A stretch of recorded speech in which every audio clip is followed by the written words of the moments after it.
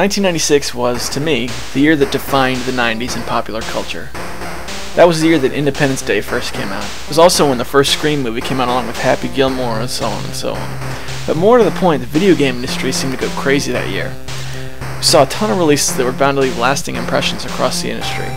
Just to name a few, that's the year we got Duke Nukem 3D, the first Resident Evil game, Tomb Raider, Diablo also came out for the PC that year, Mario 64, not to mention the Nintendo 64 itself debuted, Quake, Final Doom, Command & Conquer Red Alert, and believe it or not, the list continues to go on.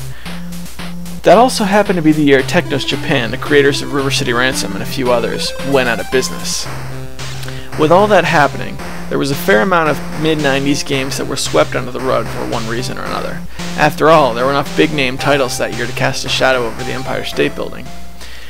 In that mass of forgotten games stood Robo-Pit, a little fighting game where you put together a simple little robot fighter and climbed the ranks, defeating enemies to obtain new weapons and raise skill levels, and so on.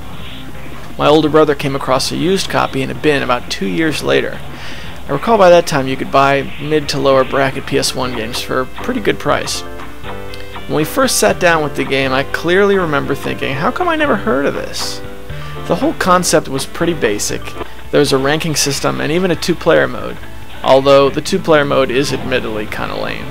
My favorite part was the voiceover at the end of the matches.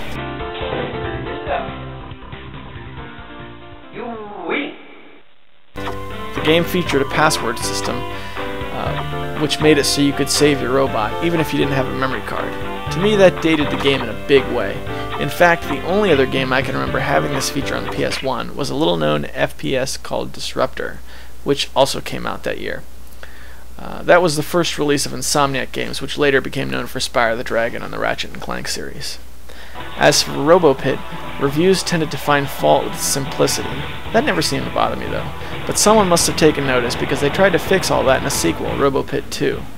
That game featured very similar play, but the robots looked a little cooler, and the rank system was scrapped for RPG elements. The only problem with Robo-Pit 2, it didn't hit the States until 2003, 6 years after it came out in Japan. By that time, people were already playing their Xboxes, so as obscure as Robo-Pit is, Robo-Pit 2 is even more obscure. So that's pretty much all there is to say about Robo-Pit, except that there was also a version for the Sega Saturn if you happen to have one. I've never even seen footage of that version, so I can't really say if it's any different or not, but I assume it's more or less the same game. So until next time, this is Critical Failure for Tiger Claw TV, signing off.